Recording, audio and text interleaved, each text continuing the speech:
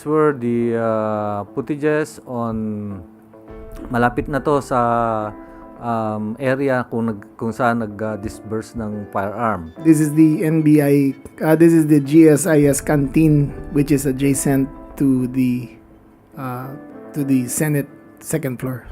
Again, site inspection at level 2 or second floor at 6:51 p.m. Out of the 29, there are 4 female NBI agents. Before the gunfires were heard, ay merong naririnig din na nagdi-drill dun sa when you are inside the Senate premises and as well as GSIS premises, because at the GSIS premises, particularly at the ground floor, may pinto po doon na steel door na pinortify ng ating maintenance or security ng GSIS. Those, yun po ay recorded, and this is the proof that this was recorded.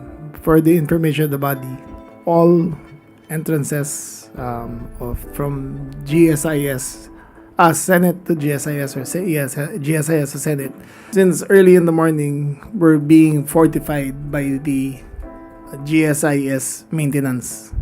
They had duly informed the maintenance of the Senate that there was going to be drill work going on in all the doors of the Senate of the GSIS connecting to the Senate. So again, the Senate maintenance management had information that there was going to be fortification of doors in the GSIS area. So hindi gulatan to because conspiracy theories were abounding, but they were duly informed. So there was a drilling, and the drilling sound maririnig, and they put bolt after drilling. I think several bolts were put, and then naglagay ng mga steel cabinet.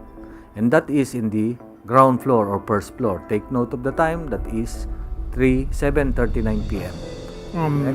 For the information of the body also, the GM found it better to secure the entrances going into GSIS because Senator Bato had called for a people power movement, and had there been anarchy in the building, the GSIS contains billions of pesos of worth of artworks that are displayed in their walls. Had there been an overflow of people going to GSIS, the losses would have been incredible. So it was better, he found it better for them to secure the doors so that there would be no commotion going inside to the GSIS building. Take note, nakababa yung baril niya, muzzle down.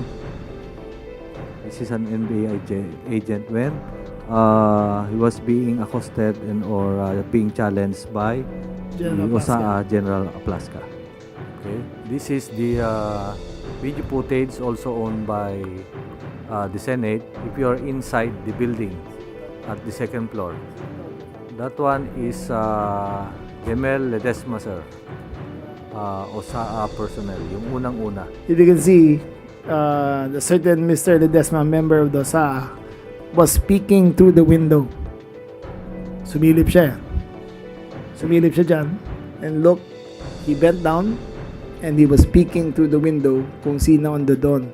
So clearly he saw that there was one person in the premises. Where is Mr. Aplaska dito?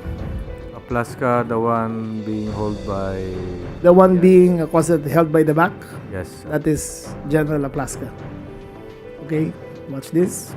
Holding a long firearm.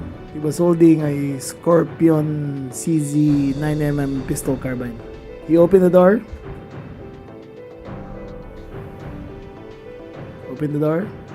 Asked. At that point, I think he was asking, and at that point, the NBI agent was retreating.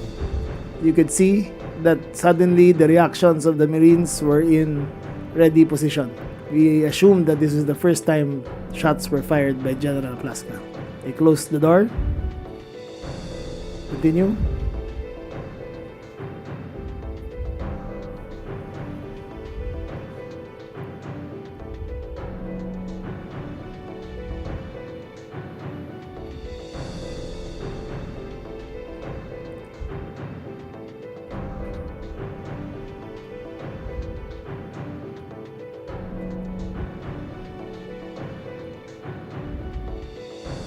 In a few seconds, mamamatay ang ilaw. There.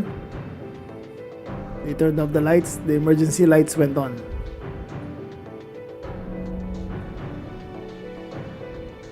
There.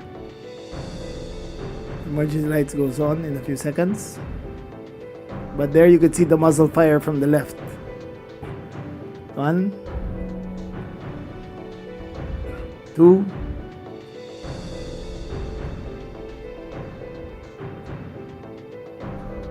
go play.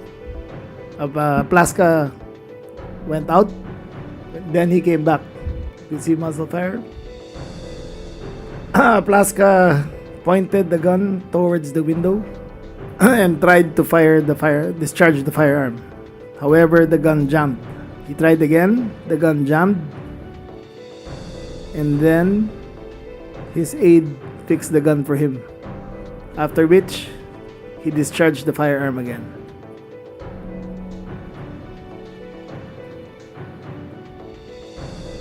Mind you, there was nobody there. There was no shots being fired at them. Okay?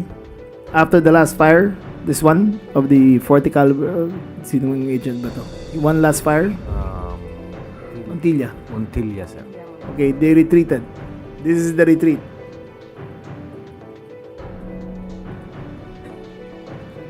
Pagkatapos ng 6 na araw na masusing pag-iimbestigasyon, paghagilap po ng lahat ng available videos, interviews, affidavits, ay marami po kaming conclusion na nakuha. Unang-una po, for the record, all evidence points that there was no attack on the Senate. I would like to repeat, all evidence points that there was no attack on the Senate.